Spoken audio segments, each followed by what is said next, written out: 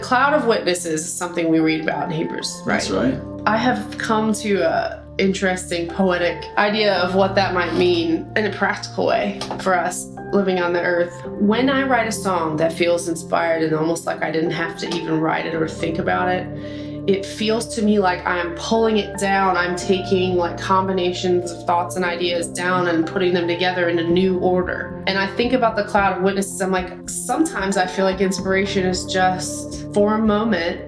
I'm catching like a glimmer of light from that cloud or sound, and then I look at it and I sort of am transported into that place. You're listening to the Ferment Podcast, conversations about worship and transformation. Today's guest is Audrey Assad. Audrey is a recording artist, songwriter, and record producer from Nashville, Tennessee. Just a quick producer's note, this podcast was recorded on one mic rather than our regular two-mic setup. This episode is brought to you by Monk Drums. Monk Drums is a creative desert venture that strives to combine beauty and business as one heartbeat. Monk Drums' main focus is handcrafted wooden drums that allow us to love, assist, and serve all who accompany us on this path. Use the coupon code FERMENTPOD to get 5% off your Monk Drums order. Find them on Instagram, Facebook, and Twitter at Monk Drums. And every Monday, look for hashtag Monk Drum Monday. Speaking from personal experience, Monk Drums are wonderfully crafted and they sound amazing. They blend the best traits of both the djembe and the cajon, and I found them to be incredibly versatile in both the live and studio environment. Check them out at monkdrums.com. This episode is brought to you by our friends at worshipteam.com. Worshipteam.com comes preloaded with over 12,000 songs, with new songs being added all the time. Hillsong, Bethel, Vineyard, Six Steps, Jesus Culture, just to name a few. Service building with Worship Team is a snap, and all the songs are completely legal and licensed. You can also find them on social media, Facebook at worshipteam.com, Twitter at worshipteam, Instagram at worshipteam_WT. Visit them at worshipteam.com for a free trial today. Complete worship planning with thousands of songs, easy interface, mobile apps, and legal rights for your church. All you need in one place, worshipteam.com. Hello, Ferment Podcast listeners. My name's Mike O'Brien, the director of the Vineyard School of Worship. Our summer session training intensive is happening this June 2019 in both Columbus, Ohio, and Los Angeles. This dynamic hands-on training is for worship leaders age 18 to 35 who are either new to the journey or simply need some fresh inspiration and training. Students will learn the essentials of biblical worship, Vineyard values in worship, how to build a set list, how to lead effective rehearsals, lessons in every instrument, songwriting, sound, and so much more. Find out more at vsow.org, VSOW.org, and use the code FERMENT15 for 15% off. Thanks for listening, and we'll see you in June. All right, everybody. Hey, my name is Adam Russell. You're listening to the Ferment Podcast, and I am in Nashville, Tennessee, in a studio that's in a house with Audrey Assad. Hi. I've been wanting to do this for a while, Audrey. Ever since you and I met a few years ago in New York, and I've told you this story, but I just want to document it on the podcast. I'm not really an emotionally vulnerable person. And one of the things I discovered was I was introduced really to you and to your music in this moment. I think you remember we were up in this church. Yeah. And you sang your song. Church of Sweden. That's right. You sang your song in the fields of the Lord up there.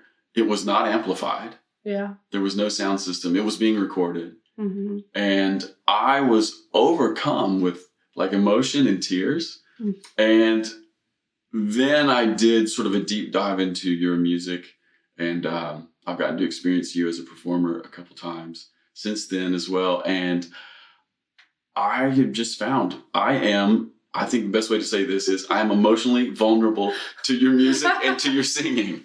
Okay.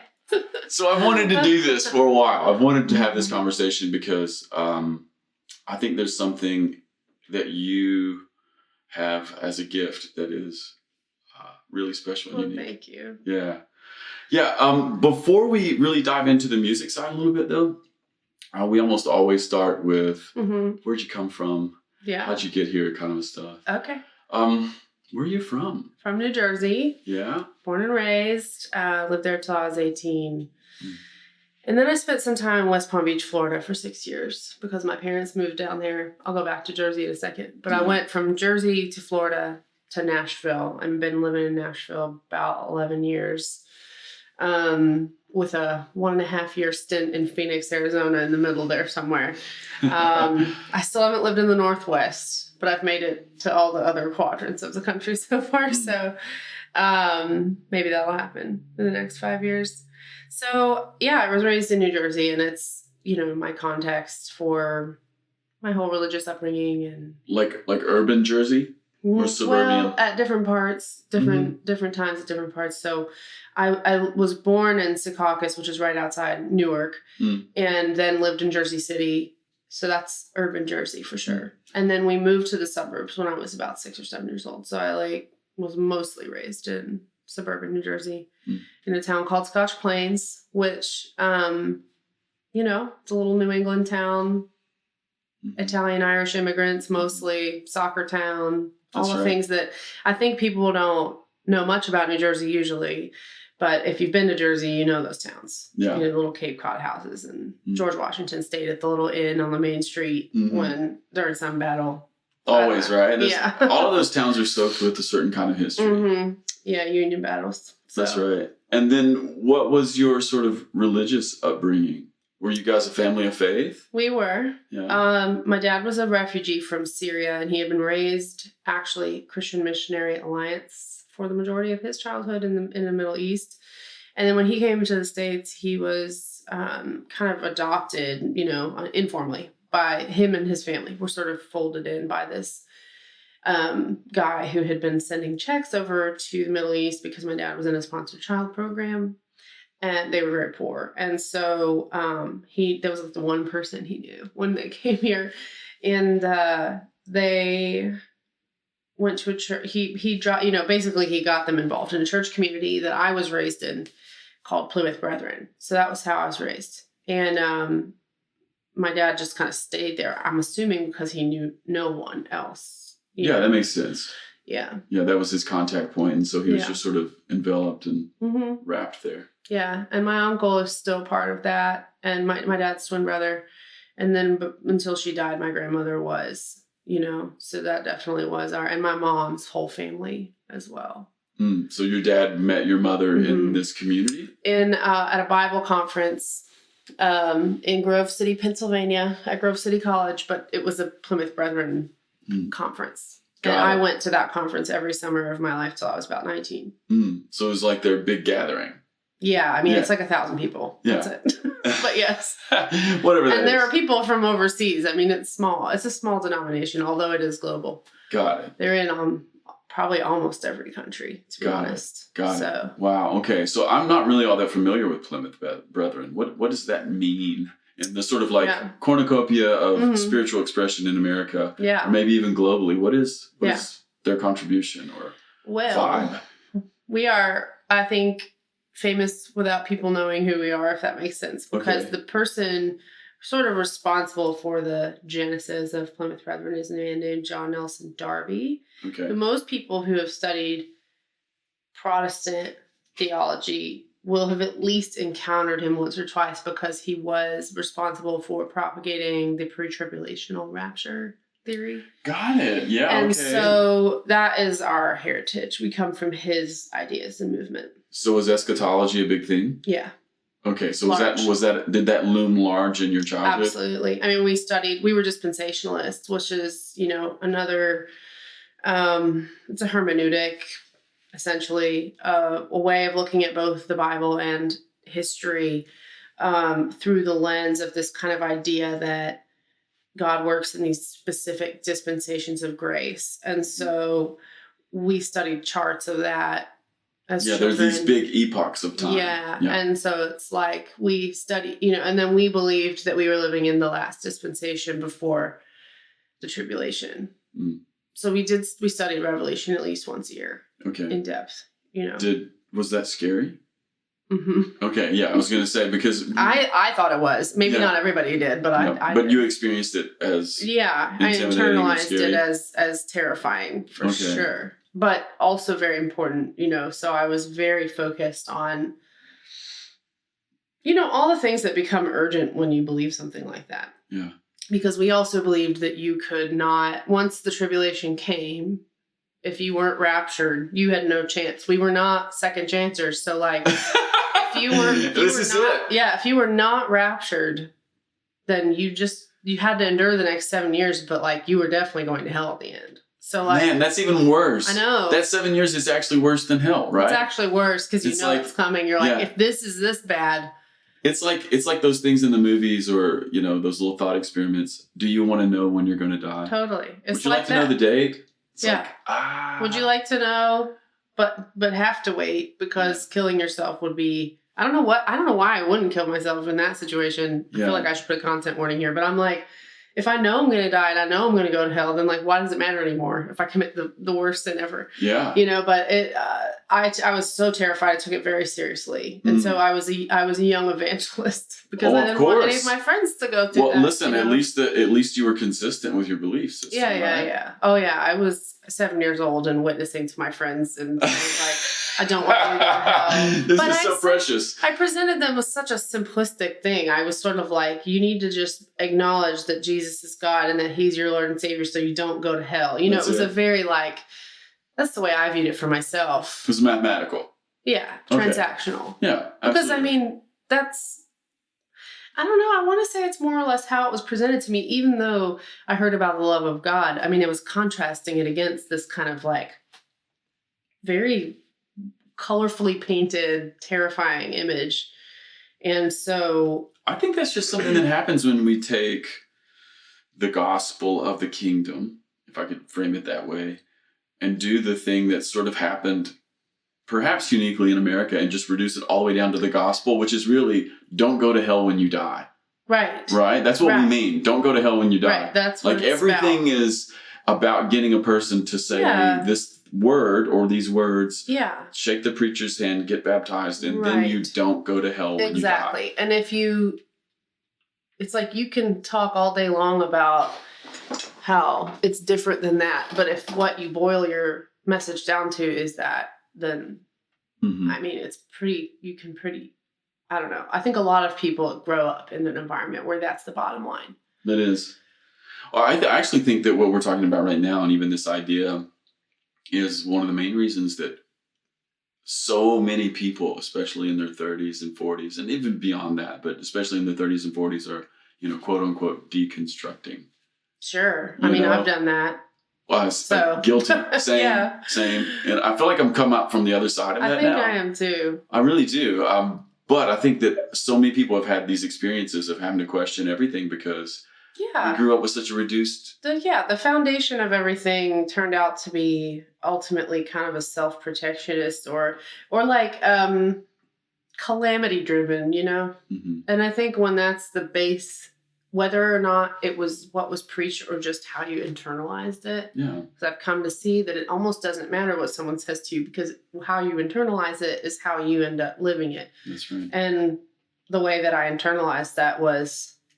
like tragedy is around the corner, you know, calamity is nigh. And it was sort of this, just get everybody that you can to do or say or perform this formula so that they don't experience eternal conscious torment, which really revealed that I felt very insecure about that too. Like for myself, you know, and I was very terrified that I hadn't really been saved or whatever. Oh, did you get saved multiple times? Yes. In quotation marks. Yes. Yeah. I mean, I think I actually... Or you prayed those prayers. Yeah. I developed an OCD condition that I now know is called scrupulosity. It's religious OCD. So you're talking about something real here. Yes. Okay. Mm-hmm. And okay. I've never heard of it. I think it developed from, or at least partially from, that environment mixed with my obsessive sort of tendency. And scrupulosity is a real disorder that I lived with unknowingly for many years, till 5 years ago, I would say. And one of the ways it manifested for me was because I had this fear, this existential fear of hell and of the tribulation and of the rapture and all that. I would lay awake 3 hours a night sometimes as a child, saying the sinner's prayer over and over and over and over because I kept thinking like, maybe I didn't say it perfectly. Maybe I didn't mean it hard enough. Maybe, you know, I got distracted for a second during that one. I'll just keep doing it. I mean, so yes, I got saved many times. Yeah, that's a that's a heartbreaking little story in some I ways. agree. I Especially always feel when- sadness when I talk about it. Yeah, especially when your mom and dad weren't trying to make that happen. No, and they didn't even know I was going through that. Not really, because I thought that this is how everybody felt, so I didn't communicate that. That's the problem with being young, right? Yeah. You don't know. No, and so it was 5 years ago or so that I heard of the condition, and as soon as I read about it, it was like the scales fell from my eyes because it had continued to manifest in various ways, and no one totally can tell me if it was caused by my environment or just if my environment helped exacerbate it. Because I think even had I not been raised where I was, I mean, I just had a lot of existential fear. My son is this way. He's almost 5. And I'm like, we're not raising him in that environment. And he's already worried about death and worried about surgery and worried about, what happens to our minds when we die or when we're under anesthesia or what. He's just bent that way, and so was I, and so I think I would have had it either way, but it took on the character of the language of what I was raised with. Got it. That makes sense. Yeah, it's a little partnership of both. Yeah. I think so. Yeah. Mm-hmm. Okay, so you grow up in this, but I know that you're Catholic now. Right. So how did this happen? Well, I was. If you can reduce that, I became Catholic about 12 years ago. This Easter will be 12 years. Okay. So I was 24. I had left the Plymouth Brethren behind when I was about 19 or 20. Like you do at that age, you just start usually. You start owning your faith. Yeah, or life. just leaving it. I mean, I was like, I just want to see what else is out here. And my version of that was so tame. Like I became a Baptist. That is literally the funniest thing. Yeah. I was like, it's so loose here. Women don't wear head coverings, and we sing in front of the church. So your rebellion was becoming a Baptist. Yeah. I mean, there were microphones and people raised their hands, and I was like, what? You were pushing all the boundaries. I know. Amazing. It's so funny. I mean, so this was college though. Okay. Did you go to a Baptist college? No, I went to Palm Beach Atlantic. Well, it might be technically a Southern Baptist college way back in the day, actually, now that I think about it. But they don't really identify with that now. Palm Beach Atlantic University in West Palm Beach, Florida. I was only there for 1 semester, actually. It's funny. I was there for 1 semester, and in that 1 semester, I met this kid. I mean, he was older than me. He was 22, 23 years old. And he was, hello bird. Right. He was the new pastor of a young adults group at this Baptist church nearby. Yeah. And he said to me one day, so you play piano, you sing? And I said, yes. And he was like, would you come lead worship at this young adults thing? Which I had honestly never heard of that. What is leading worship? What is that? I don't know what that is. Because I grew up in a room where we sang a cappella 4 parts out of a hymnal. There was no worship leader, and women definitely did not sing in front of, were explicitly forbidden from singing in front of anyone in a mixed room. Okay, so hang on, just time out. What is that? What does that mean? So everyone's together, it's a cappella, but only the men sang? Well, no, the women sang if everyone was singing, but not in front. But there could be men could sing in front of the room. So there was no female special music. Correct. Yeah. That was not allowed because that was considered preaching and usurping male authority. Okay, so women did nothing. Nothing. No praying out loud, no asking questions, no reading scripture, no, nothing. Well, Audrey, you're just so brave. I really rebelled. Yeah, you did. Yeah, I do think it's hysterical. You became a Baptist. I know. You started leading worship. Yeah, and I had to ask him, what is leading worship? He's like, what do you mean? What is it? I'm like, well, I don't know what that is. That is so good. And so he gave me a Passion CD and a Hillsong United CD. That's right.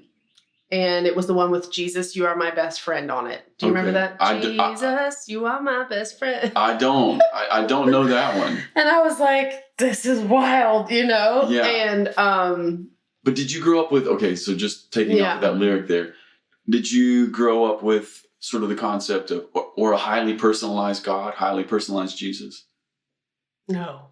Okay. So even the lyric, Jesus, you are my best I was friend. like, what? It's not even, the lyric. Yeah, the lyric is. You know, we did sing What a Friend We Have in Jesus and stuff like that. But that's like it's still pretty corporate. Yeah. All our sins and griefs to bear. Yeah. What a privilege to carry everything to God in prayer. Yeah.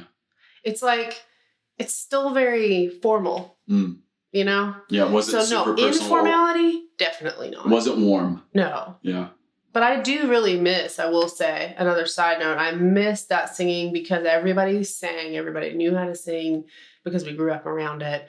And being in a room full of people who are singing at full voice is a very like emotionally, biologically, spiritually healing experience. And we don't really get it very much. And so I missed that, but I do think it was a step into wholeness for me to start encountering Jesus as a person and I was a person. And, you know, I've heard a lot of complaints about those types of lyrics from people in particularly like Calvinist communities. Of course.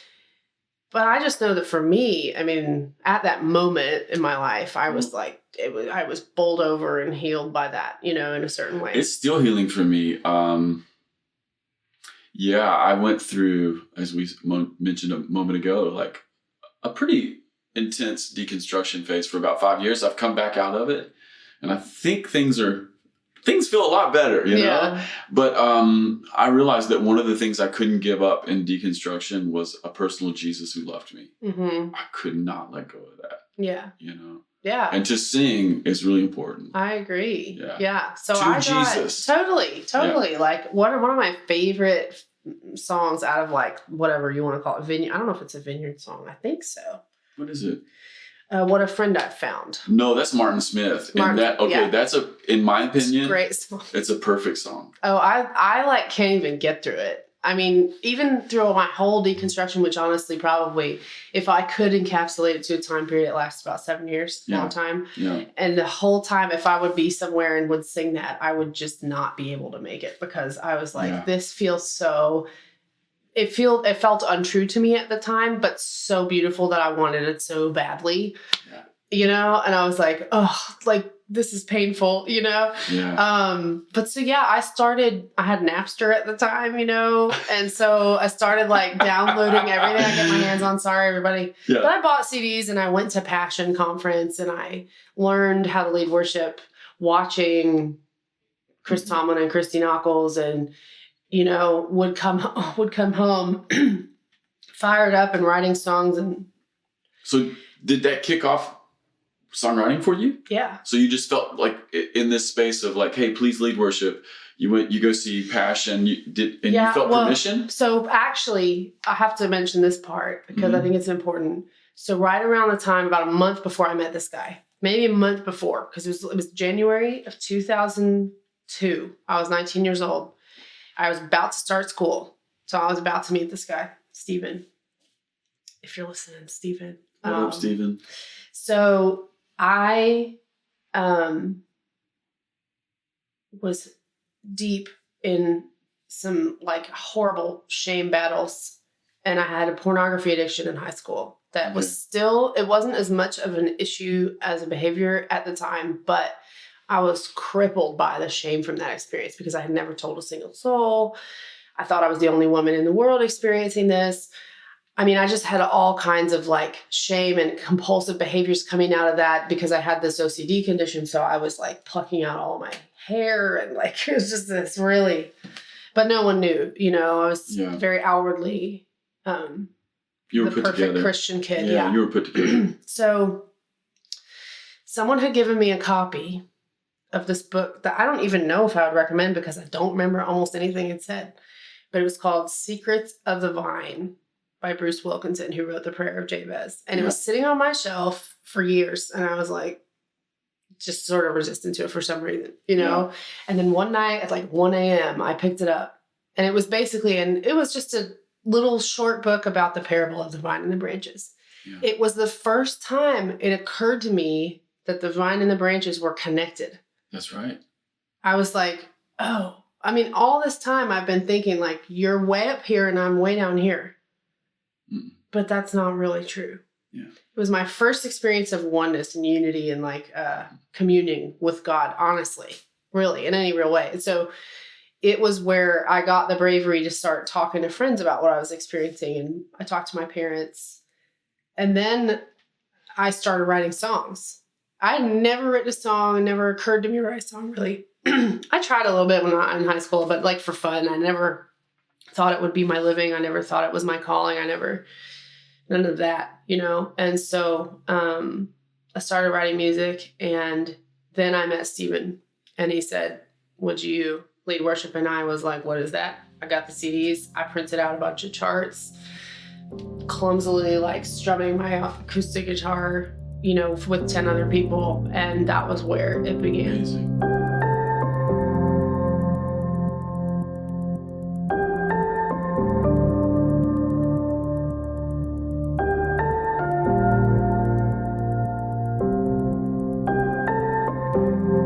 Couple things there that I just hear and want to just interject. One about the vine and the branches. Mm-hmm. As someone who has a vineyard. Yeah, I wanted to tell that story because this is called the ferment. That's right, it's the ferment. Yeah, and listen, as someone who owns a vineyard with many, many vines in it, not only are the vines connected to the branches, but you cannot tell where the branches stop and where the vine begins. It's all the same. I love that. Right? It's the same organism. It's the same.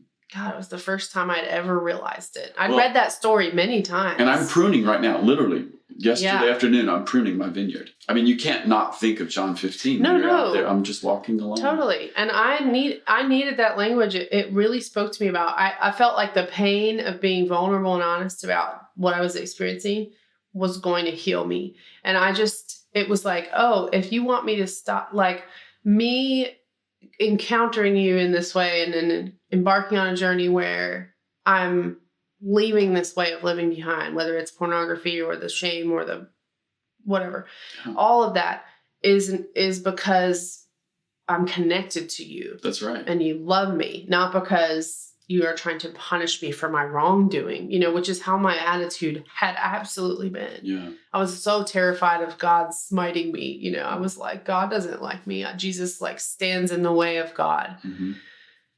But I really started to slowly, I didn't really heal from that entirely in that moment. But it was the first time it occurred to me, and I was able to look back at that moment over time and remind myself, you know. Well, it's also occurred to me in the last few years of just being in a vineyard that that even Jesus's little talk there, just what we're hitting on in John 15, there is a very, very quiet resurrection note in all of it. Mm-hmm. So if Jesus is saying that he's the vine and we're the branches, well, every vine is planted into the ground. And so there's this sense in which the life from the ground is coming out of the ground and up into the branches. Right? I love that. Yeah. So there's this resurrection thing that's happening there. And I think that image is like really, really quiet and wonderful for exactly what you're talking about, especially for, dealing with things like shame. Mm-hmm. Well, like how shamed can I be if I am connected to him? Right. And how shamed can I be if the life of the ground, the life of resurrection is coming to me, even in my weakest moments. Right. Maybe. Right. Yeah. I love That's a great story. That's a great story. So that's the context for you writing songs, though. Yeah. Yep. Pain. Sure. Well, I was experiencing a lot of joy in that moment as well. Just or just your own inner like struggles. Yeah. Yeah. Like one of the first songs I ever wrote that I recorded, I did like a demo of it with a friend. It was called Let Me In. That was me talking to God, let me in. Now so as you can see, or just from the title, I still don't really connect with the idea that we were already together. But I had started to understand it. But I still felt like I was out here and God was in here, or I was down here and God was up there. I mean, it was just such a chronic feeling. Mm-hmm. And I would say belief as well. You know, if I look at what I lived and how I wrote and it revealed that that's really that's the story I believed. How old were you when you made your first record?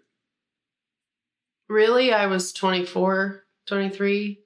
So you 24. spent 5 years leading worship and Yeah. going to school? Mm-hmm. No. I dropped out of school. Okay. I was so sure that I wanted to give music a try immediately. And what'd your dad think? He was fine about it. None of my family has ever graduated from college on either side. None That's of my amazing. siblings, parents, grandparents, uncles, So you aunts. just called mom and dad and you were like, hey. I was living with them. And I was just like, I think I'm going to take a year and work and like try this music thing out. And they were like, okay. So That's tremendous. That never happens. I know. Yeah, but like I said, I mean, none of us are educated in that way. And so it wasn't normal for someone to graduate from college. So they were like, that's fine. If you have a plan and you're not lazy and you're not living here and not working, and we don't care what you're doing, Well, that's beautiful. It really was. I love that story. Yeah, they were so open about it. And so I started working, I was a nanny, I think, for a few years. And then I worked in restaurants and such, retail stores. I worked at a maternity store and a jewelry store at one point. And I was just writing songs, and I bought a PA, mics and speakers and a mixer. And I started organizing these like writers' nights. And by the time I left West Palm Beach in January 2008,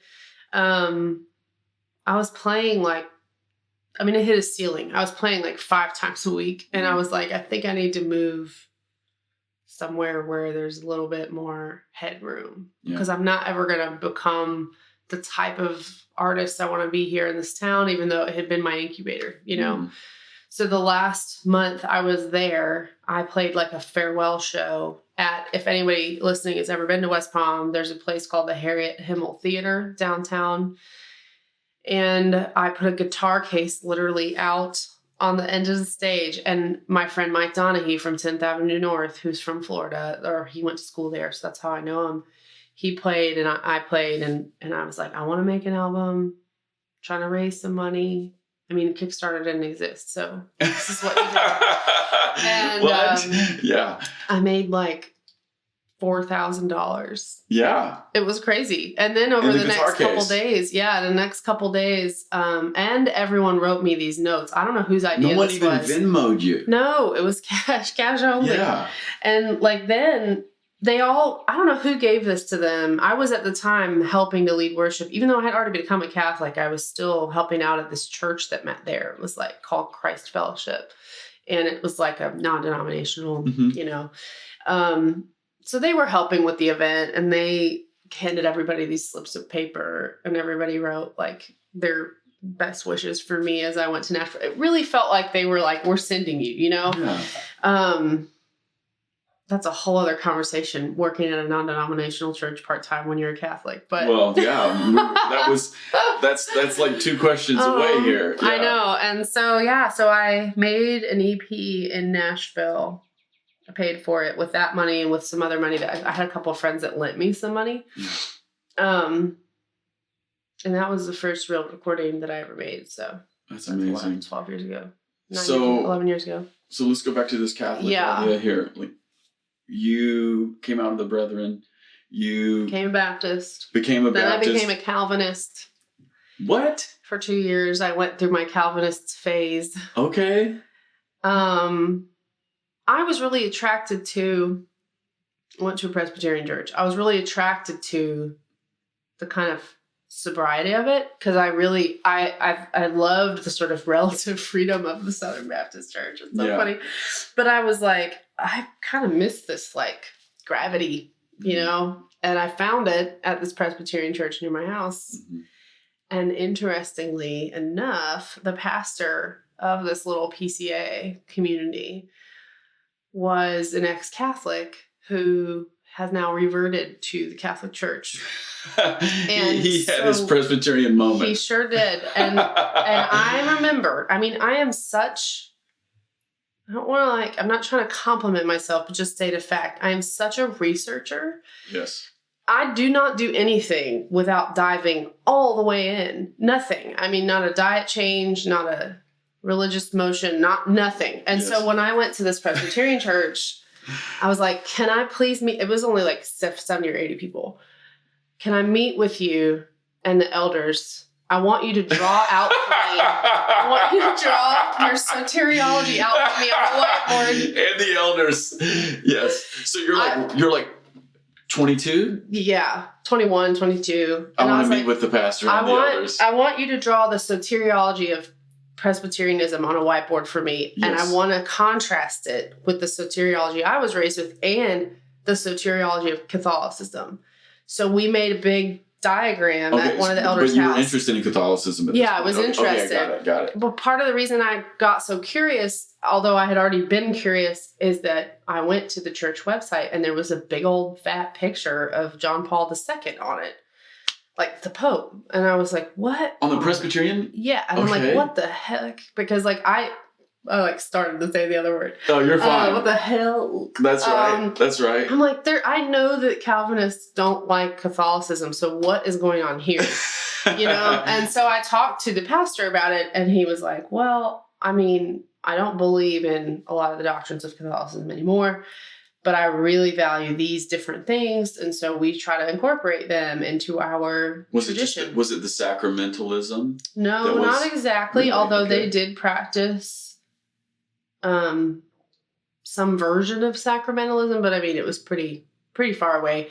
He was more interested in, honestly, his church history education had taught him that Catholicism had like preserved in many instances Christianity in the West and in the East as well. Like Orthodox Church and Catholic churches had, and religious communities had preserved not only religion but other types of history and art, and he just couldn't ignore that, and so was like, it can't be all bad, Exactly. And so anyway, I was there for 2 years, and I was singing there, and I became a Catholic while I was there, and then it's funny because he had so many people becoming Catholics from his community because he taught a church history class, and people just kept leaving and becoming Catholic. And I was like, are you? Yeah. And he was like, I think I might be, so then they moved to Alabama. Long story why, but they had something change in their family, and they moved down to Alabama, and he and his wife and his kids all entered the Catholic Church. That's so funny. And he brought so many people with him. It's funny. Interesting that people really do reproduce what they are. Yeah. Like in their leadership, like it just sounds like this guy in his soul. Yeah. He was just a Catholic. Still, and the one elder that I distinctly remember was so shocked. And I was like, how are you shocked? When Ken was his name, the pastor, Ken Munsterman, I'm like, how are you shocked that this man is going to be a Catholic? Like, what, have you been here the whole time? He was like the one person who didn't know, Yeah. And he was disappointed, and I don't know where he's at about now, but at the time he was like, what? So why did you land in the Catholic? So I think I was very attracted to sacramentalism. Okay. I was also very, very, at the time, to be frank, like still quite the fundamentalist in that I felt like Christianity was like the mixture of a moral code and a way to understand the world. And so I was like, oh my gosh, the Catholic Church is the fullness of truth. And like, I don't have to wonder and research anymore because someone else has already done that work. So you can just tell me what to think and I'll just think it. And so maybe it was a bit of relief. A bit of relief. You could let that that part of you that digs so deep, researches so hard. Yeah. You could let that rest, maybe. Something like that. Mm-hmm. And it didn't turn out to be true. I had a couple years of like bliss, like after a wedding almost. And then I just was like, oh crap. Like new questions. Yeah. So anyway. Yeah. Yeah. But you're still Catholic for 12 years. Yeah. Yes. Amen. That's great. Still hanging on. That's good. That's great. I'm going to put it that way. Okay. Skin of my teeth. That's right. That's okay. One of the things I really do appreciate about the Catholic Church is, at least from my perspective, there seems to be real strength in the theology and the dogma. I'll put it this way, in terms of like, this is who we are, Mm-hmm. and we're kind of not changing. But then at the same time, the Catholic stream hasn't splintered. You know what I mean? There Not seems to very be much. very little, compared Yeah. to Protestant Right. streams, which just splinter all the time. right? Totally. Like it's even it's at home, we call interesting. it, at home, like when a church splits, we call it mad church. It's like, is that a church plan or is it a mad church? Yeah, It's like, I think it might be a mad totally. church. No, there is something really comforting to me in the continuation of it. Yeah, I think so too. And to know that I can go into any Catholic church anywhere in the world, and even if I don't speak the language, I know what's happening. I know the order. I know, the form. Mm-hmm. And that's nice. But I will say, as a Catholic who has fallen out of the zealous convert stage and into the critical thinking Catholic stage, Yeah. I do find it difficult how inflexible it is. Yeah. Right. You're up against some of the things. Yeah, I'm like, I think actually I used to feel that people who dissented were so short-sighted and didn't, really know what absolute truth is and whatever. Yeah. And now I'm like, well, I don't think it's that simple. But Yeah. but I think at the same time it probably explains some of why it hasn't splintered a ton. That's Because right. they, for better or for worse, and I think there have been both, Of course. the Catholic Church knows how to preserve hierarchy and structure and accountability, and that keeps things together a little bit better. It does. Well, talk to me, because you've already hinted at this. Talk to me about, what does it mean to be a Catholic in sort of a modern worship evangelical space?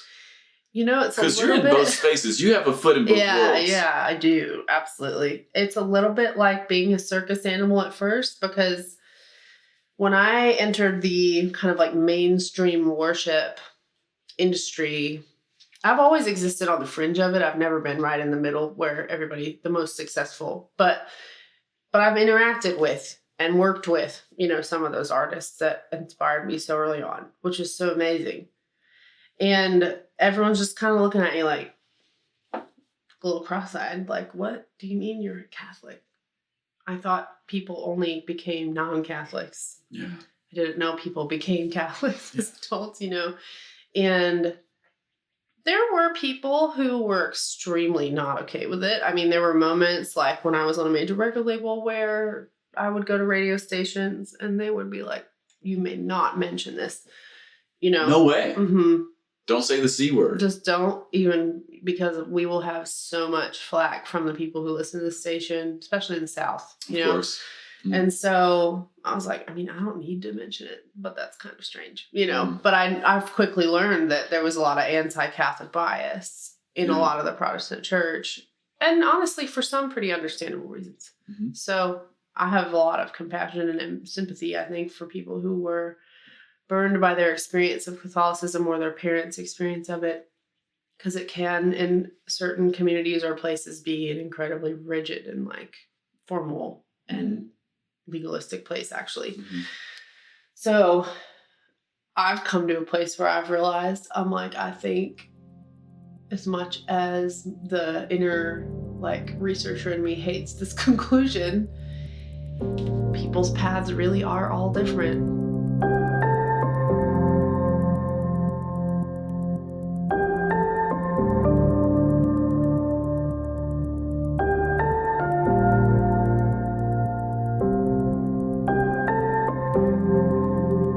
They are a lot of times, and it's come up on this podcast more than once, a couple times actually, and it's probably just because it's something I'm so aware of. Mm-hmm. It's just this idea that one of the most consistent metaphors in Scripture is the idea of a journey. Mm-hmm. Like, all the stories are about people who are like going somewhere. Yeah. And Jesus, his ministry anyway, is it's walking around, and his disciples follow him while they walk around. Yeah. So I think it's one of those like sub notes that's kind of just in there.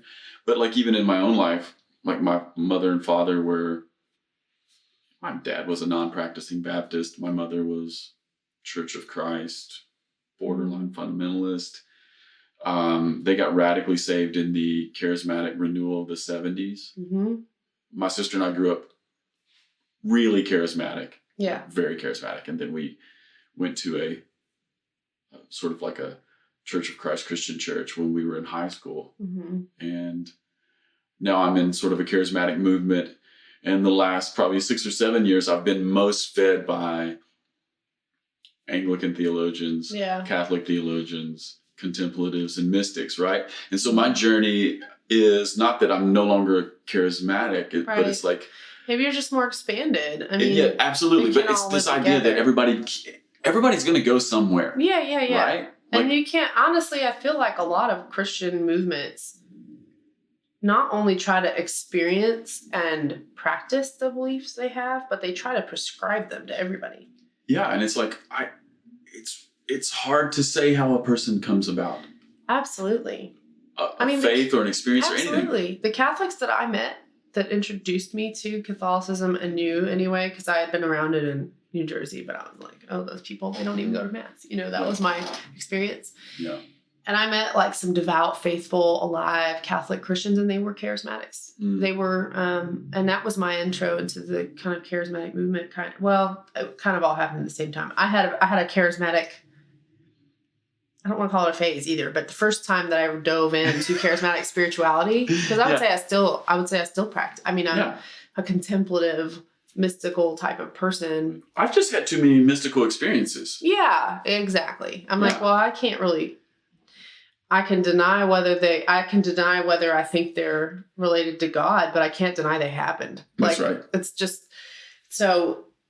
And they're, I don't know, and it's a whole other conversation. There's so many side trails I want to go down, but Audrey, it's very interesting to me that you have had moments of touching so many parts of the church. Yeah, well, I was on a search, Yeah. and I kind of hit, not a dead end at Catholicism, but I was like, well, other than Orthodoxy, there's not really any older I can go with Christianity. So now I have gone back further. Yeah. I've studied Jewish mysticism a little bit and Kabbalah a little bit because I'm interested in, all of the ways that people have experienced or expressed faith in the world. But as far as practicing Christianity, this is basically as old as it gets. Yeah. So I'm like, well, there's really nowhere further back to go. Oh, amazing. But well, hey, let's take a left turn if we can. Okay. I want to talk to you about you as a writer and you as a producer. Okay. Okay. And if it's cool, I want to ask you, as a female writer and as a female worship leader, and someone that I would consider to be fairly prolific. Like, how many records do you have? 5, 6? I mean, you have some EPs and stuff. Got 7 records out. Yeah. Okay. And then you've worked on a ton of side projects with people. Yeah. I mean, it's fairly prolific. I write a lot. Yeah. And I know even just from your Instagram and then some of the moments that we've shared, like at Porter's Gate and stuff, it feels, my experience of you, it feels like you're kind of a songbird. It feels like there's just a song that's always in you and it could come spilling out at any moment. Yeah. And you don't really have to try for it. That's my experience. Okay. That may not be true. Yeah. But I just know that the modern worship world is kind of a boys' game a little bit. Yeah. Yeah. And I would love to hear you talk to us about what it means to be a female writer and someone who is like consistently writing, not just for a week or two, but for years. Yeah. Yeah. Sure. Well, when I started writing songs, I read about this, I found this like poetry challenge somewhere. I can't remember where I read it. It wouldn't have been, maybe it was on the internet. I don't know. Anyway, it was like I was looking for ways to get inspired or to be open to inspiration more often or more easily because it was just such a new practice for me. And so I found this 30-day poetry challenge, and it said, write a poem all day or every day for 30 days, beginning to end, even if you hate it. I mean, it's just, the point is finishing. And so I was like, I think I'm going to do this with songs. So that's what I did. So for 30 days, I wrote a song every day. it just had to be done. I didn't have to like it. I didn't have to think it was good, but it had to be like, this is a finished piece. And I don't think I kept almost anything from that 30 days, but I felt like it taught me the discipline of what being a professional songwriter is, which is that you write a lot of things that you may not either keep or use as they are, but that showing up, similar to what you'd hear, Anne Lamott or a lot of other authors say, is that showing up is just half or more of the practice. And over time, I feel like I've honed the ability to drop into flow state more quickly. What does flow state feel like for you? Well, flow state is, I'll just define it for people who haven't heard of that. It seems like you probably have. I have, yeah. Yeah. So like flow state would be a pseudo-technical name for the thing that happens in people, whether it's during surfing or writing music or preaching or singing or even being on a Navy SEAL team, or like these different places or situations you find yourself in where your amygdala kind of checks out a little bit. So you're not being run by the same portion of your brain as you would be in your normal day-to-day activities. You go into a place where it feels like you don't even have to think. Yeah, the executive is off. Yeah, you're just instinctively moving and you feel caught up in something. And that can happen to an individual. It can happen to whole groups. And I think that's what happens during praise and worship, if I'm honest. And I don't think that negates the fact that divine is involved. I think it just shows us what's happening in a demonstrable way, that it's a real phenomenon when people sometimes get into like that place with each other and how heavenly that can feel. And it's really good for us. Like our bodies and our brains need that break. So flow state is that. Yeah, one of the first times that ever happened to me was here in Nashville. Really? At a Kevin Prosh moment. Kevin played one song that everybody kind of knew. And then for an hour, the music never stopped, and it was 100% spontaneous, and it was one of the most mind-blowing things I've ever seen. That's amazing. And no one in the room felt excluded. No, everyone was locked it was like we were all doing this together. I have been there, and it's the best feeling. It's amazing. Oh, you just want to live there, but it's like not possible to. Yeah. But there's various ways that you can experience that. And for me, with songwriting, I am able to tell when it's happening because of course, it's happened to me enough times that I'm familiar with the physical sensations of that. It'd be pretty typical stuff like chills down your spine or a sudden, I don't know how to explain it. I mean, it happened to me at the last Porter's Gate thing we were at. And for those of you you're clearly not here, you're just listening. Audrey just jumped in her seat. I did. You did this. You did this little bump. Because that's the feeling. Is like, oh wait, I'm not here. I'm not totally here anymore. I've been, and I would describe it visually as if, I've tried to describe this before, and I feel like it might only make sense to me, but okay, bear with me on my side trail, but love it. The cloud of witnesses is something we read about in Hebrews, right? That's right. I have come to a sort of interesting poetic truth idea of what that might mean on a, just in a practical way, for us living on the earth in this level of consciousness, in this dimension of time. And when I write a song that feels inspired, and not everyone feels like this, but when I write one that feels inspired and almost like I didn't have to even write it or think about it, it feels to me like I'm pulling it. I'm gesturing right now towards the sky. Like I'm pulling it down. I'm taking like combinations of thoughts and ideas down and putting them together in a new order. And I think about the cloud of witnesses. I'm like, all those consciousnesses, all those experiences, all of those thoughts and beliefs and dreams that every one of those people has had, I think exists like in a cloud. And sometimes I feel like inspiration is just for a moment, for some reason during the day or my week, I'm catching like a glimmer of light from that cloud or sound. And then I look at it and I sort of am transported into that place. Well, listen, I'm just medieval enough to believe all of that. I have zero issues with that. Yeah, I mean, honestly, those of us who have experienced that feeling or that state in any way know that you want to know more about why and how it happens. So it's like you received it. Yeah. It's not like it even came from you. Exactly. Sometimes it's like, I was just here and I just totally. I just happened to have the ears to hear this for some reason. Mm-hmm. But so I feel like part of my job is showing up often and differently enough, in variety of ways mm-hmm. to be available to that. What are some of the ways that you show up? Well, I come here a lot and just kind of sit and try things. And I've learned that it is not always the right move for me to sit down and try to write a lyric and a melody. Sometimes I get into my Logic or whatever, which is my, DAW, as they're called. That's right. But I get in here and I open different patches and plugins and start just making sounds for hours.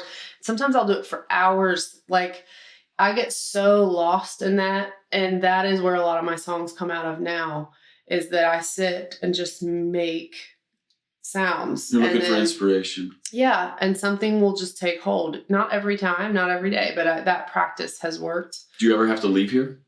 Yeah. Yeah. I've actually, my last record, Evergreen, I did the majority of the pre-production, which was kind of like all of the initial sound making and, mapping out and arranging at a coffee shop with my headphones on. Really? So public space. Yeah, I brought like a little keyboard, this one here. Yeah, that little guy. And it has a pedal and everything. And I brought my hard drives. Yeah. And I built the beginnings of all of those tracks. Amazing. At a cafe, because it just was the nature of that project. I don't know why, but I felt suffocated in this little room. And so I was like, okay, I guess the visual white noise of people walking by was what I needed for some reason. Mm-hmm. So I try to just be responsive and sensitive to what needs to happen. And it really isn't the same every day. But that's one way, is coming here and working on, or going to a coffee shop and working on sounds. And then another thing that I do is I pretty regularly read. I mean, I feel like that's one of the biggest ways I show up to my work is reading, because many of the songs I have that have been the most beloved have been from something I read, a thought that was sparked by. Concept? Either it was just I was reading this thing and this idea came to me, or I actually set that thing to music. That's happened many times as well. Which feels a little bit like cheating, but for church music, I'm like, I don't know why it would be, because it's like, why wouldn't I want to set a poem by Cardinal Newman that's never been a piece of music that the church sings at large? Why wouldn't I want to set that to music, and give it as a gift to other people who may never have read this? But yeah, many, many, many of my songs come out of reading. So those are probably the two biggest ways that I do. Yeah. So what I'm hearing is that you have a practice of expression, or maybe what we might call pouring out. Yeah. But then you also have an experience or a practice of pouring in. Yeah. Receiving something, some Absolutely. reading or anything that you can do to bring something. And then I co-write a little bit too. I used to do it a lot more. Now I only have 4 or 5, 6 people that I do that with on a regular basis. I mean, probably only 2 or 3 that I do it with on a regular basis. Do you enjoy co-writing? I really do. Okay. Because I think the opportunity, the experience of getting into that place of inspiration with someone else or a group of people is really special on its own. I mean, I love that. Okay, so talk to me about a co-writing session that would be great for you. Like, so what is the optimal setup? Again, it can be very different. Mm-hmm. I have one. It depends on the person, Do you like to show up with nothing, or do you like to show up with some ideas? Oh, it depends on the person. Okay. Yeah. Okay. So like, there's one guy in my life who I've written a bunch of songs with, but I've always come with the idea, and it just works so well. So you come with just something kind of raw, maybe just a chorus? Some idea, yeah, like a line, even just a thought, but something that I'm like, I want to write a song about this, or based on this, or with this lyric, or whatever. And he and I we wrote I Shall Not Want together. Yeah. We wrote on the last album, we wrote Evergreen and Deliverer together. We wrote Even the Winter on one of my older albums, and a couple others, new song on my second album. And it's always been that. Yeah. But it works really well for some reason. Did you complete those songs in the moment, in the session, or did you just get them down the field a bit? all of those were completed in the session. It's not I always like that. I freaking love that though. It's not always like that. And I've learned Chemistry is so important. It is important, and it gosh. only exists with certain people, and sometimes only for a certain period of time. Yeah. It's like you evolve or they evolve, and suddenly the chemistry is different. And Yeah. sometimes it stays for a long time, sometimes it doesn't. With him, I've been writing with him since 2009. So, I think that's beautiful. And then we only write once every couple of years. It's funny. No way. Yeah. Every time I have an album, I call him up.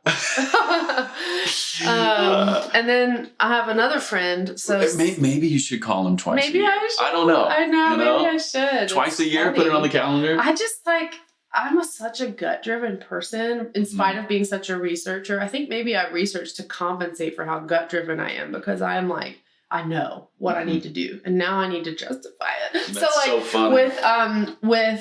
With writing, I am so gut-driven. It's like, I know who the co-writers are for this album. I know who they need to be. I know what... It's just your instinct kicks in. Your intuition is on overdrive. Yes. I mean, that's how I've done it from the beginning. Mm. And I have another friend named Seth who I have this band with called Lev. It's a dance project. Okay, spell that. Levv. Levv. And we write what I call conscious contemplative dance music. Are you going to take some of that to Sweden and Norway with you? Oh yeah, we're going to be writing when we're there. Okay, because they're gonna flip and love that. Oh yeah, we have a lot of my songwriting heroes are out of there. So we've been working on this in some form since 2013. And the other day we had a very unique songwriting experience that really floored me, where I was like, I don't understand what just happened. Yeah, tell me. He wasn't here. So we were we were on the phone. He was telling me about something going on in his life. We were on the phone, and I felt it come over me as he was talking.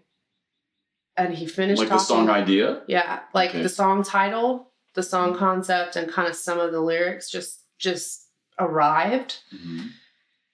And I felt like my whole body, I feel it now. It's like I can go back to it. Just like pinpricks everywhere. Because I realized, I was like, this is an inspired idea. And he finished talking about what was happening, and we talked about it a little bit. And then afterwards I said, I have this idea. It's called Orbit. Yeah. And I'm going to send you something tomorrow. And he was like, okay. So I came in here the next day.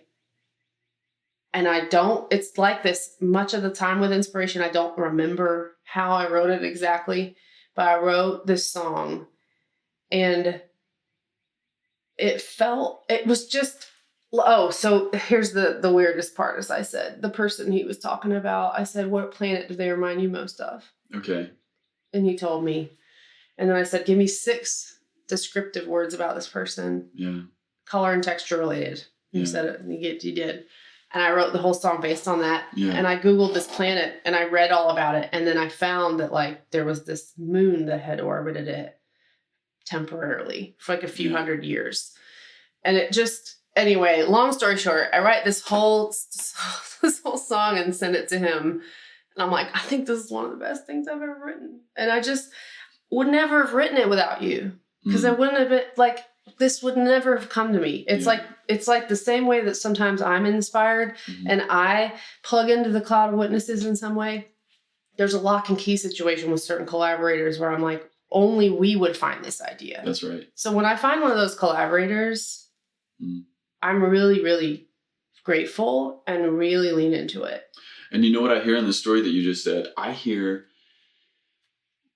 both your sort of instinctual, inspirational, reaching up into the cloud of witnesses, woo-woo self. Mm-hmm. And I also hear your researcher. Oh, right? Yeah. So you have this conversation with him. I'm a Googler while I'm writing. And that's it. But then you start digging about the planet. Yeah. Yeah. I love to I love to read. I end up on Google almost every time I'm writing anything. I mean, just because it's like if I didn't have the internet, I would be a person who was in their library looking through encyclopedias and dictionaries and absolutely. But so anyway, what was the original question? Well, we're just talking about co-writing. Do I like co-writing? I do. I love collaboration. Okay, so not to be too granular, but what do you do when a co-writing session isn't working? change locations, Yeah. eat a meal. Yes.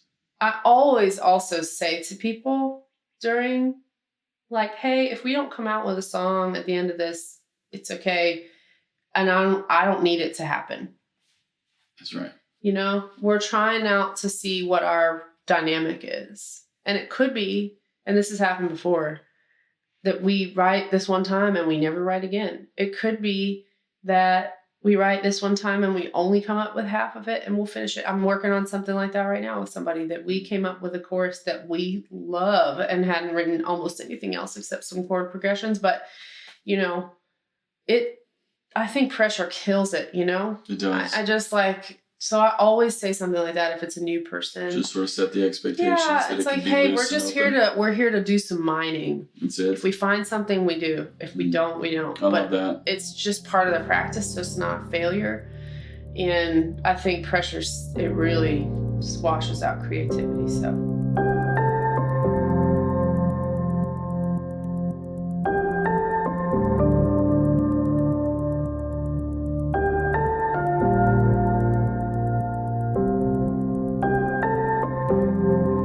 Moving on from songwriting into producing records, because I know you do that. And I'm not telling you something that you don't already know, but there are very few female record producers. Yeah, there are fewer than male for sure. But it's way fewer. I guess that's what I'm trying to say. I think the audio field in general is about 2% female. Yeah, it's just not. Yeah. Yeah, there's low representation. And you and I were talking about this off mic before we started the podcast, that there are no females who have won a Grammy for record producing outside of the classical category. Right. Yeah. Mm-hmm. What do you think about this? Man, I'm just happy that you are producing records. I am too. Because I think record producing probably does need some female energy. Yeah, right? I think everything does. I think everything does. Everything needs all the energies that exist, you know, if it's going to reflect the spectrum of humanity anyway. Mm-hmm. Representation is a real piece of why women are not producers. I know that I got the bug when I was making my first couple albums. I was like, wait a minute, why am I not doing this? But I didn't know anything, you know, and I didn't know if women could do it because I didn't see any women doing it. And so then I just, the knowledge gap was just huge because it had never even occurred to me that a woman could produce her own albums. I had never heard of that happening. Mm-hmm. So by the time that I started, it's not that it was too late, but I was years behind, you know, all these people that had sort of, just by virtue of seeing male producers. And think about all the places this might happen. So if you're a music head like me, or just a person who loves music and you watch music documentaries and you watch, you know, films based on the lives of your favorite artists and you watch the news and you watch, like every time you see a studio, who's sitting in the director's chair? A man. So there's nothing wrong with them being there. But if you're a girl, it just reinforces a deep sort of subtle story that this is a man's job. Mm-hmm. So then you don't even like necessarily entertain the idea of doing it till much later, which is what happened to me. And then when I had the bug to do it, I was met with resistance.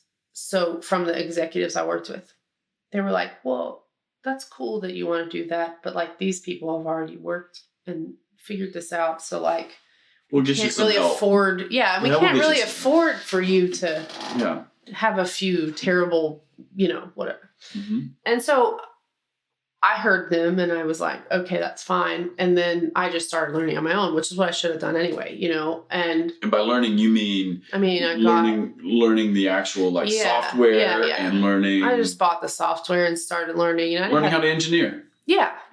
And, that has become, I have a long way to go. We always do, but I have gotten to a place where I'm like confident that I can move quickly. Do you love this part of it? Oh yeah. It's my favorite. I now almost always write and produce at the same time. So the tracks that I go into the studio with now, if I'm tracking drums or guitar, are very fleshed out. They have a character and a lot of the programming and keys work is done. Maybe even the vocal is done. So I'm coming in with almost done things regularly now when I do go. Because you have that power of understanding engineering and right.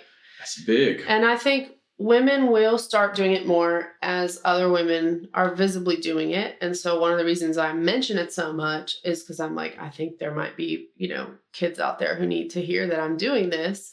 Yeah. And it's so funny because the bias it's a typical story, but the bias is real in that people assume that I didn't produce my own work.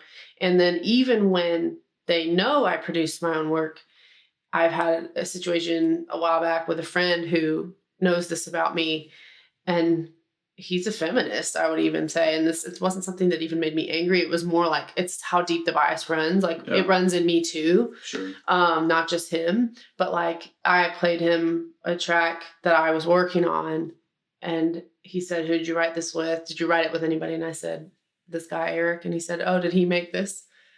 I was like, "No, I made it." Yeah. He's like, "Oh, yeah, I don't know why I assumed that." But it's just what we're used to. Yeah, it's the music industry, right? Yeah. So, and the Christian music industry is definitely no exception to the general rule. I mean, it is the same. The numbers are basically the same. Yeah, and it seems, without getting too far in the weeds here, but like, it seems like female participation and just women in general being a part of the music world is mostly on the performer side, right? And then even then, like sometimes the windows are very small, right? We need you to be young. Yeah. We need you to be very prototypically prototypically pretty. Yeah, absolutely. No, totally. And when I was signed, the conversations were so funny.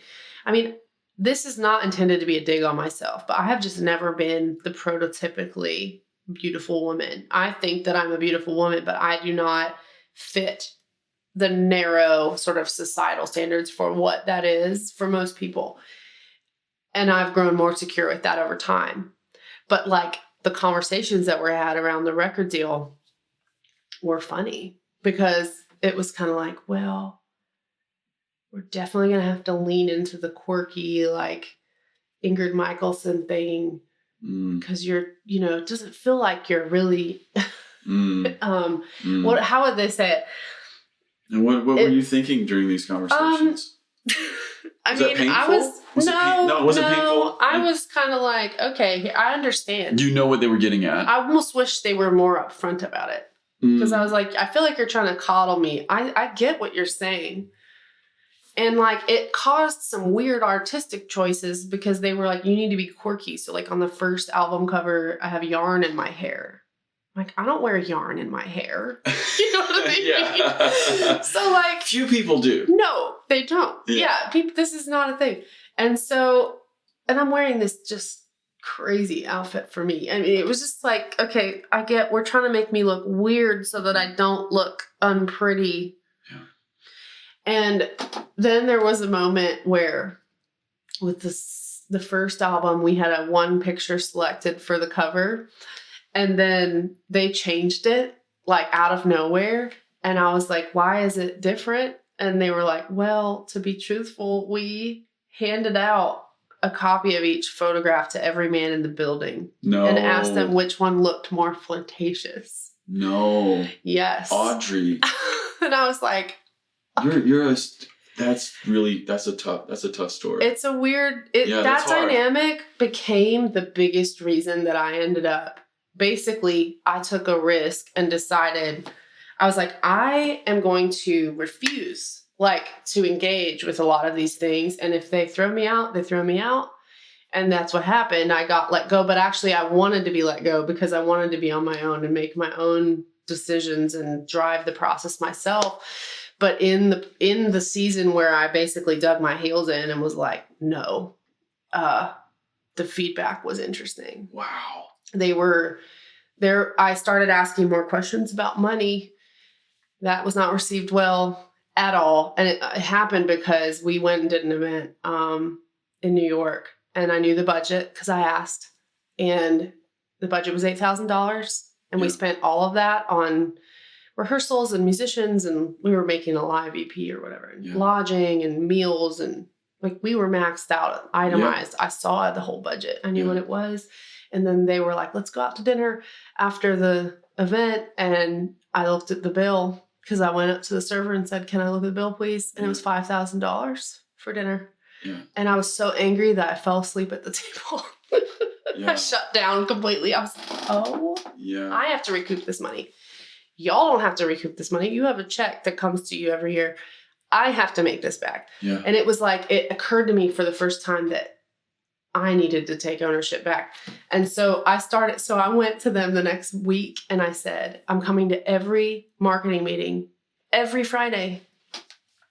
Wow. And they were like, what? And I'm like, I want to know why we are spending the money we're spending because this is ridiculous.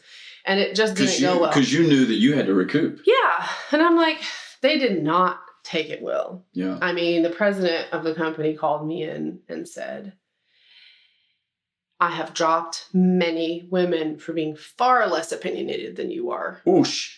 Oosh. And I was like, okay, that's fine. Thank you for letting me know, and I just was like, here's the deal.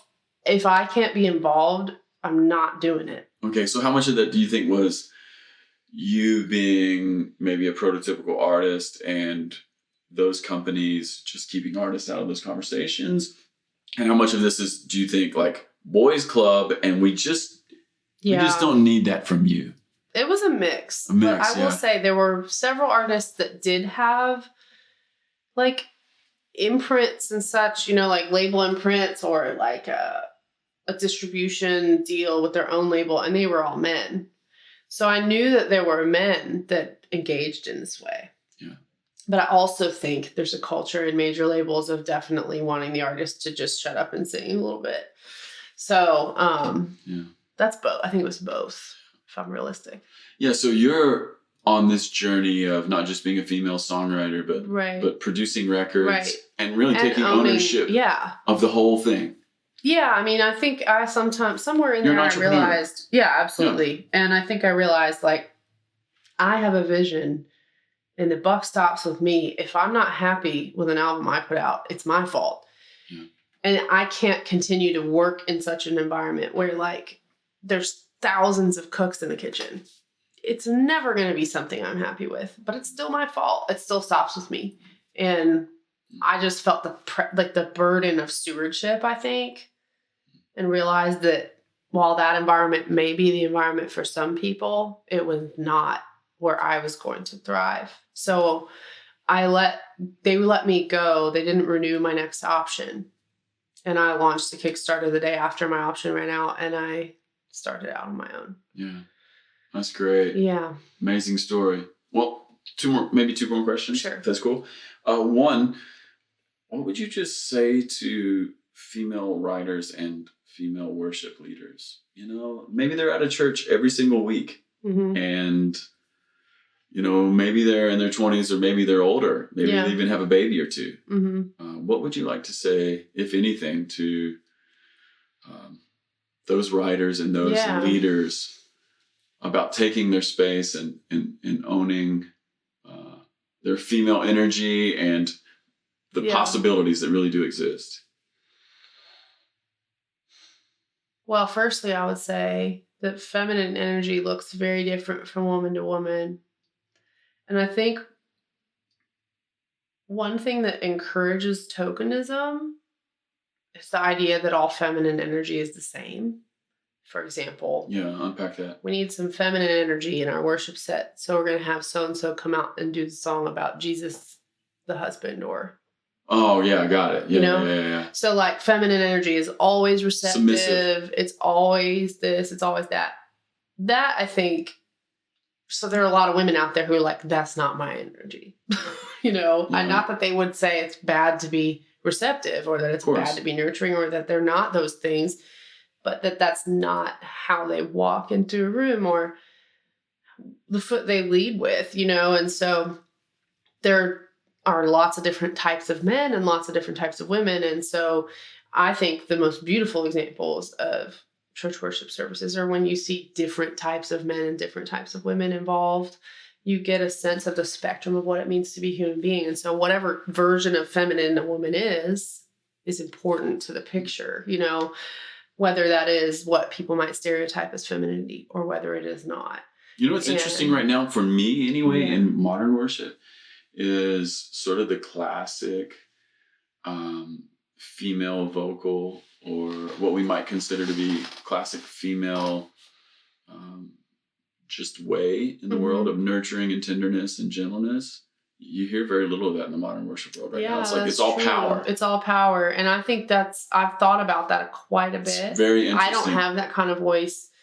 I've often been jealous actually of that because I'm like, I wish I had that. And I realized that part of the reason I think that it resonates so much is that there's a dearth and a deficit in the world of women being in powerful positions or living from their power.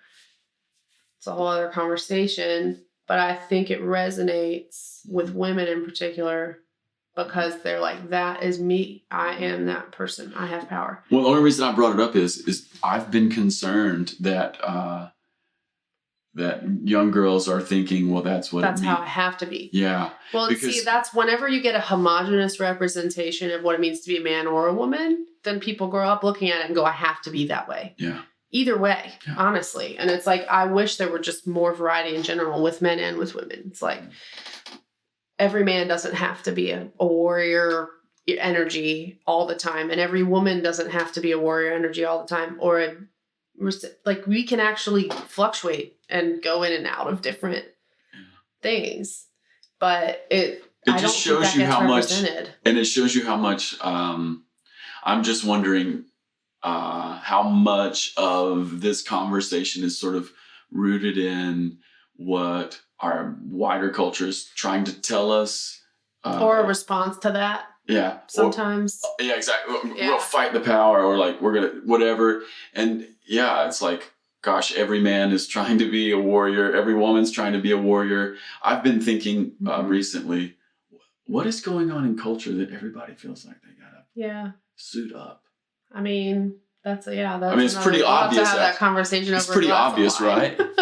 I think so. It is a thing. Yeah, it is. And I don't know if it's that one-to-one directly influenced, but I think that, yes, these trends in worship music follow a pattern for a reason. My favorite things are usually the simplest and the kind of stuff that anyone could sing in any way. And it's really hard to write that kind of song. But they're out there, you know. Well, my friend, and you know him, Sam Yoder, he's brilliant. But Sam's mind works in such a wonderful way. And he will take worship songs, either he's written or someone else has written, and he'll get on a piano and he'll look at the highest note, the lowest note, and he'll just count notes and whatnot. Yeah. And we've even talked about a song that we've talked about this morning, even the Martin Smith song. Yeah. Okay. There's like 5 or 6 notes between it. That's it. It's so close to it. And it's really hard to write those songs. It's really close. So Sam, if he's writing something for church, will really try to narrow just the dynamic melodic range, because he knows that song is it can go anywhere. Yeah. Right? I love that. Yeah. That's so wise. Yeah. I think there's a place for all of it, you know. Of course there is. And so with women, if I had to communicate something to them, I think it's really important not to let what is represented on stage be the only meter or metric you have for what's either appropriate or possible. Because if we live like that, no women will ever become producers. No women will ever become preachers, you know, in certain environments. So there is a level to which I think we have to go into ourselves and into our relationship to God and into the broader picture of what the church is and say what is possible based on this broad picture, not just what I'm seeing every Sunday, because some women are not seeing women up on a platform. I certainly never did, you know. So but here you are. Here I am. Yeah. This is all very possible. You're giving people permission. I hope so. I think you are. That's awesome. I really do. I think you are. Okay, one more question. Okay. This is the question we ask everyone on this podcast at the end. I like these. Yeah, it's our little roundup question. Could you just share with us a time you experienced great joy? Great joy. Yeah. Great joy. Yeah. The first thing that comes to my mind is the birth of my second child. Okay. The birth of my first child was a traumatic delivery, and it was also my first time, and I was just bewildered. Like, what the hell just happened to me? The second time, though, I went into an absolute, okay, speaking of flow state. Yeah. I mean, I got to the midwife center and they were like, oh yeah, well, you'll probably have this baby tomorrow morning. It was like 7 p.m. because I was so calm and so unmoved. But I was in the most pain I'd ever been in my life, but I was in a trance. I was just laying on the bed. Yeah. Like these contractions were happening and they're like, oh, we're going to go, work with this other person. And I'm like, oh, the baby's head is coming out. Yeah. They're like, what? Because I just was so surrendered. And she came out. I was like there for 30 minutes before she was born. And I grabbed her and I was grabbed her? I grabbed her. Yeah. Was anyone else in the room? Yes, but they were all scrambling to get, it was just so fast, And I reached down and I grabbed her and I was like, oh, there you are. And I felt like I knew her. I was just like, I know you. This is so, I was definitely in bliss, just so overjoyed to meet her and see her face. And it was a really healing experience because my first experience had been so brutal that I had to go to like all kinds of therapy, not just physical, because of that experience. And so it was a really joyful moment for more reasons than one. That's probably the biggest flashpoint of joy I can recall of recent years. That's beautiful. Mm-hmm. Well, Audrey, thank you for doing this with us. You're welcome. Yeah, and I have like a zillion more questions. So that just means we have to keep talking. That just means we have to come back. Yeah. All right. Do it again. All right, everybody. Have a good one. Peace.